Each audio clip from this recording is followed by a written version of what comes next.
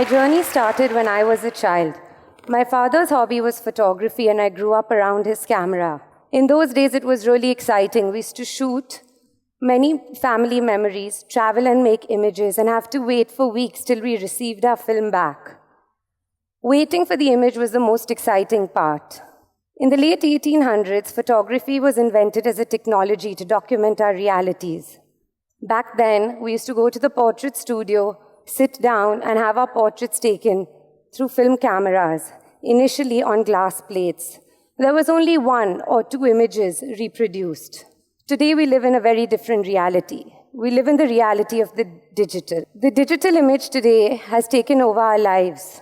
On average, every individual views 4,000 images per day, whether it's through newspapers, through our telephones, through the internet, or through advertising. It has recently been published that over 1.8 billion images a day are uploaded only on social media.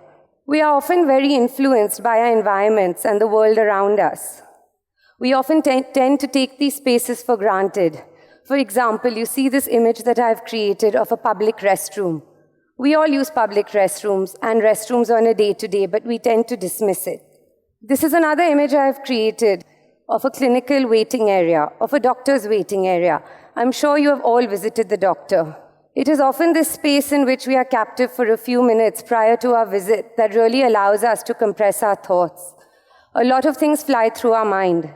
We reflect on our previous visits. We reflect on incidences. We hope that we're going to get good news, but we never really know the outcome. I often call these strange yet familiar spaces which we experience on a day-to-day, spaces where we have the opportunity to really listen to our compressed thoughts and really listen to ourselves based on our past experiences. This is an image of an airplane that I created. I'm sure all of you today have flown from near and far to be here and attend the conference. You all have prepared a lot to be here today, and it has involved a lot of effort. This is another image. It's a movie theater. We've all experienced movies. We all love watching movies, and they are a big part of our day-to-day life. We all take away something different, even though we're all experiencing the same thing, or at least we claim to believe we are. Some people reflect on the characters, some people reflect on the images, some people reflect on the songs, but there's always something that you take away. All the images I've showed you on the screen have been constructed by me. They're not real images. They're all handmade from recycled paper.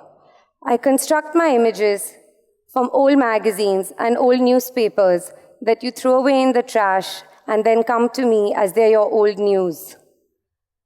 Everything I work with is made from recycled material. I often rummage through thousands of magazines to look for certain colors, certain sizes, to be able to construct the whole image. We often have so many experiences that keep changing, but they really allow us to make us who we are today.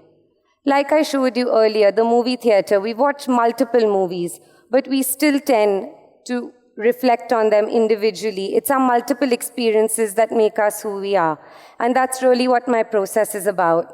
It's the multiple times that I make these tubes through recycled paper that collectively make a whole. Like the supermarket image you see here. You saw a glimpse of the ketchup bottles. You saw 3. But this supermarket has over 3,000 handmade products from recycled paper. Everything you see here appears to be the same. You can see the Tide packets. They all appear to be the same orange, but yet they're all different shades that from a distance look the same. It is the repetitiveness of our day-to-day that really makes us who we are. These are all spaces we experience. They're very strange, but yet very familiar. The next image is of a bookshelf. You did see a glimpse in the video of about 6 books, and this bookstore has over 4,500 books. Prior to Flipkart and Amazon, I'm sure you all have memories of visiting bookstores, of experiencing the books that you were going to read, whether it was through the print, the smell of the paper in the bookstore, through different texts, through different colors, through sitting down and actually spending time. It was back then when you really looked at the books and you really said, oh, maybe this font is exciting, so I'll look at it more. I strongly believe that it is the repetitiveness of our day-to-day that collectively makes us who we are. So make every day count. Thank you.